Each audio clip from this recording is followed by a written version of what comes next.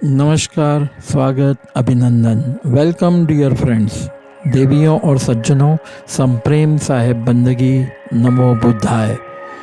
खेद है कि मैं बुद्ध क्या कहते हैं कि गाथा 11 थोड़ा विलंब से प्रस्तुत कर रहा हूँ, जिसका कारण निजी था। आइए आगे हम सुनते हैं महात्मा बुद्ध की अमृतवाणी धम्मपदम। हम पर सुन रहे हैं एपिसोड 10 में हमने यमकवज्ञ की गाथा 10 सुने, जिसमें बताया गया था जिसने कसाईयों का वमन कर दिया, जो शील से अच्छी तरह संपन्न है और संयम और सत्य से परिपूर्ण है, वही कसाय वस्त्र धारण करने का अधिकारी है। तो आइए आगे हम सुनते हैं गाथा 11 बुद्ध क्या कहते हैं।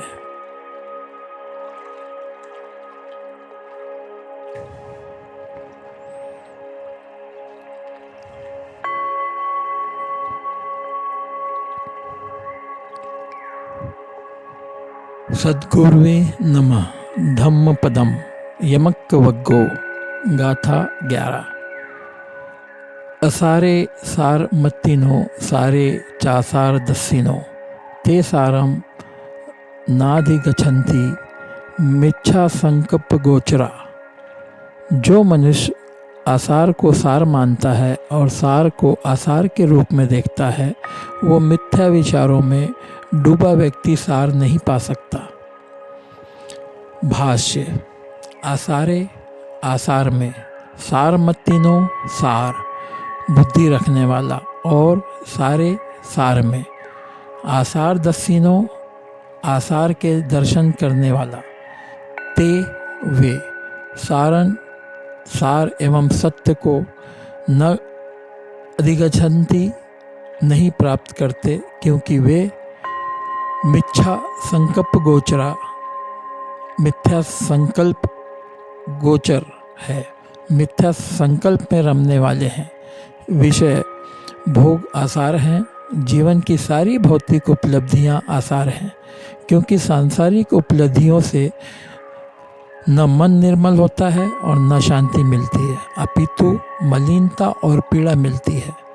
परंतु जो लोग इन्हीं को सार, सत्य और जीवन का फल माने रहते हैं, वे मिथ्या संकल्प वाले हैं, झूठे विचार वाले हैं।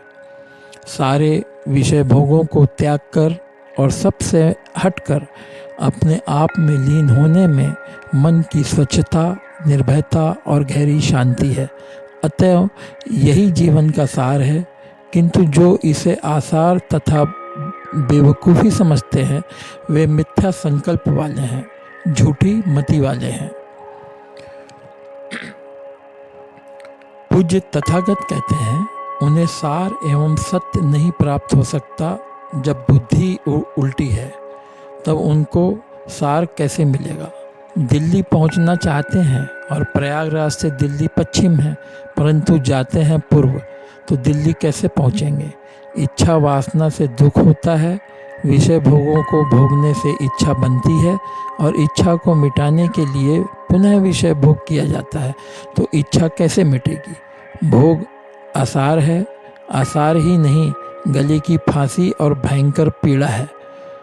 त्याग सार है, सुख है, क्योंकि उसमें इच्छाओं से छुट्टी मिलती है।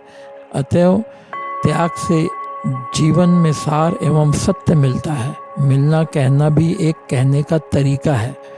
मिली हुई वस्तु तो छूटती है, वस्तुतः मनोविकारों को, भोगों को छोड़ देने के बाद मनुष्य का सत्व स्वयं सुख स्वरूप रह जाता है। Now in English. आसारे सार मत्तिनो सारे चासार दस्सिनो ते सारम नाधिगच्छन्ति मिच्छा संकल्प गोचरा।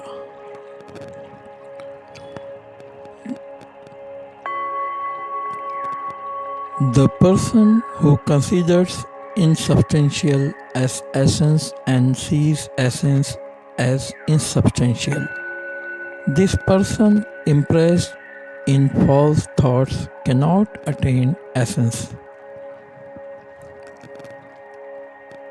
Commentary.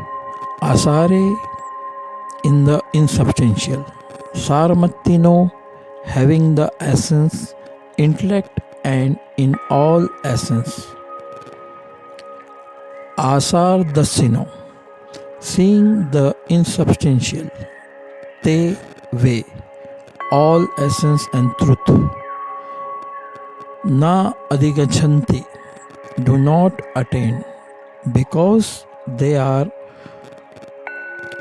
Michha Sankalpe Gochra, false resolutions. They are indulging in false resolutions. Sensual pleasures are worthless. All the material achievements of youth are worthless, because worldly achievements neither purify the mind nor bring peace, but bring filth and pain. But those who consider this to be the essence, truth and fruit of life, they have false thoughts. And false thoughts, there is purity, fearlessness, and deep peace in the mind in giving up all the sensual pleasures and being absorbed in oneself. Hence, this is the essence of life. But those who consider it useless and stupid, they have false resolution. They are of false opinion. Respected Tathagat says, they cannot attain the essence and truth. When the intellect is upside down, then how will they get the essence? Want to reach Delhi, and Delhi is west from Prayagraj. But if you go east, then how will you reach Delhi? Suffering from desire, it happens. Desire is created by enjoying sensual pleasures, and if one indulges in sensual pleasures again to quench the desire, then how will the desire be quenched? The pleasures are worthless, not worthless at all, they are just hanging and terrible pain. Renunciation is the essence, happiness, because in it one gets relief from desire. Therefore, through sacrifice we get essence and truth in life. Saying meat is also a way of saying the things received in left behind. In fact, after giving up mental disorders and pleasures, man's essence itself remains in the form of happiness. Thanks, धन्यवाद। मित्रों, आप बुद्ध क्या कहते हैं धम्मपदम सद्ग्रंथ गाथा eternal life शाश्वत जीवन YouTube channel पर सुन पढ़ रहे हैं। आप सभी को धन्यवाद। नेक्स्ट एपिसोड अगला जल्द आ रहा है। प्लीज़ चैनल को लाइक, शेयर, सब्सक्राइब करें, बेल आइकन ज़रूर प्रेस करें। तब तक के लिए जय भारत, जय बुद्ध।